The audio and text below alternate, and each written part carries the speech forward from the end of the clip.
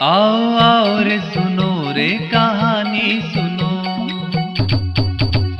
आओ आओ रे सुनो रे कहानी सुनो, कहानी सुनो रे सुहानी सुनो, कहानी सुनो रे सुहानी सुनो, आओ आओ।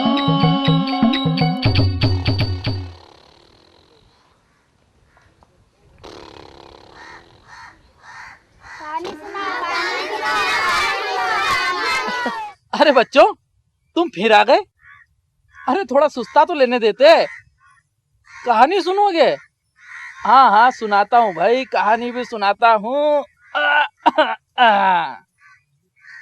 अब मैं तुमको एक ऐसे राजा की कहानी सुनाता हूँ जो बहुत घमंडी था, बहुत हिंसा करता था और अभिमानी भी था। राजा श्रेणिक नाम था उसका। चलो मैं तुम्हें ऐसे ही राजा की कहानी सुनाता हूँ। एक बार एक घटना के बाद उसका पूरा हृदय परिवर्तित हो गया। एक समय की एक कथा निराली। मगध देश का राजा अहंकारी करता आखेट आ पहुंचा निर्जन गहन वन में। सेना को दे आदेश विश्राम का, करने लगा मंत्री के संग वन में विचरण। तेज प्रकाश पुंज सम जैन मुनि तप करते थे उस वन में, जिनके सर्वांग से प्रवाहित होती थी समरस धारा।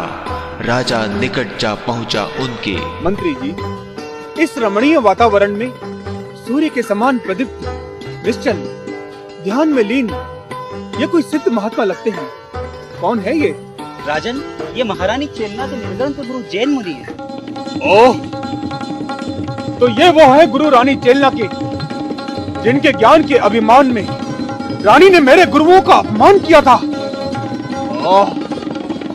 आज उचित अवसर है प्रतिशोध लेने का, लेकिन कैसे लूं प्रतिशोध? क्या करूं? कैसे करूं अपमान इनका?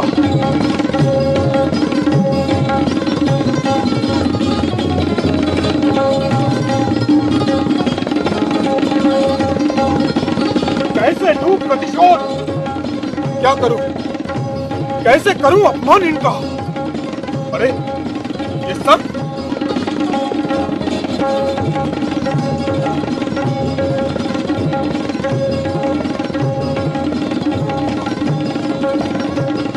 दुर्भाग्य, राजन ने क्रोध में आकर ये क्या अनर्थ कर डाला। घोर उपसर्ग। आज मेरा प्रतिशोध पूर्ण हुआ। मंत्री जी, सेना को महल की ओर चलने का आदेश दो।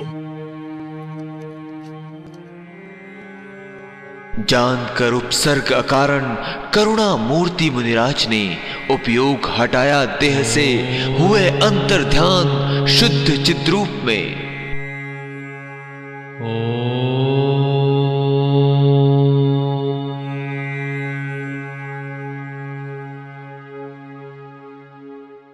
इधर गुरु का कर अपमान, श्रेणिक मिला रानी से। सारा वृत्तांत सुनाया, राजा की अज्ञानता से रानी का मन शोक से भर आया।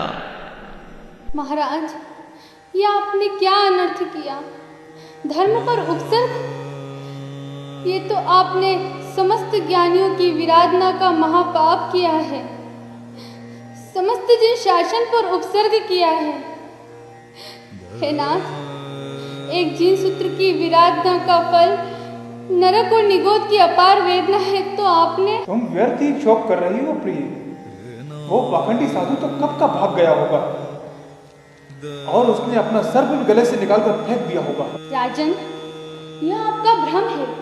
यदि वे मेरे पवित्र गुरु होंगे तो वे उसी स्थान पर वैसे ही ध्यान मग्न रहेंगे। अचल सुमेरु चलायमान हो जाए, पृथ्वी आकाश एक हो जाए, सागर अपनी सीमा छोड़ दे, पर धीर वीर गंभीर मुनिराज उपसर्ग में भी अपनी साधना नहीं छोड़ सकते। क्षमा भूषण दिगंबर संत तो पृथ्वी के समान अचल, सागर के समान गंभीर, वायु के समान निष्परिग्रह, जल के समान स्वच्छ, आकाश के समान निर्लेप और मेघवत परोपकारी होते हैं। वे ही मेरे गुरु हैं, अन्य नहीं।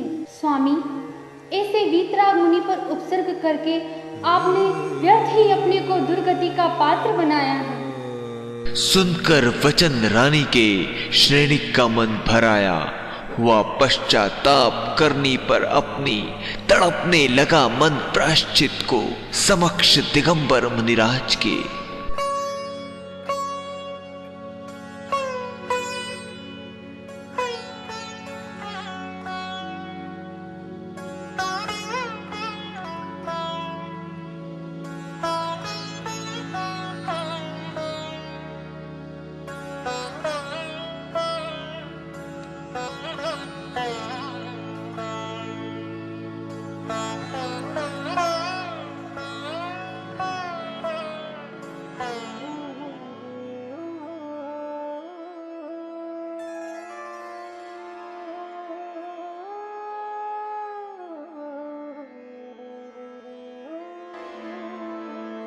अहो, धन्य मुनि दशा, धन्य वीतराग धर्म।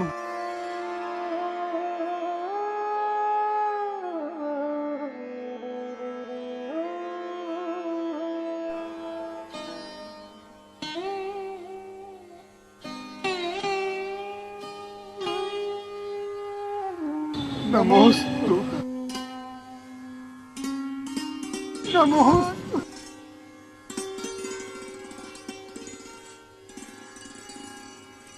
धर्म वृद्धि दोनों को एक सा आशीर्वाद। ओहो, धन्य है वीतराग संतों की अद्भुत क्षमा। हे मुनिराज, हमें धर्म संबोधन दीजिए। राजन, ये प्राणी मिथ्यात्व के वश होकर अनंत काल से अनंत भव चक्रों में परिभ्रमण करता हुआ अपार दुख भोग रहा है। भाग्यवश चिंतामणि तुल्य ये मनुष्य पर्याय और उत्तम कुल मिला है। राजन, अब उत्तम अवसर आया है। जीवन क्षण भंगुर है, इसीलिए हे राजन, रत्न त्रय धर्म धारण करो। भगवान आत्मा त्रिकाल मुक्त है, उसके आश्रय से धर्म और आनंद प्रकट होता है।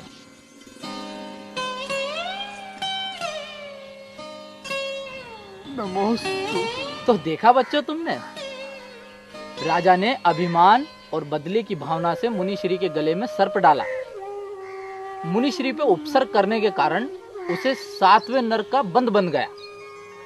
लेकिन मुनिश्री के प्रवचनों से उसे सम्यक दर्शन प्राप्त हुआ। इसीलिए मनुष्य को गलती का पश्चाताप करना बहुत जरूरी है। इससे वो सारे पापों से मुक्त हो जाता है।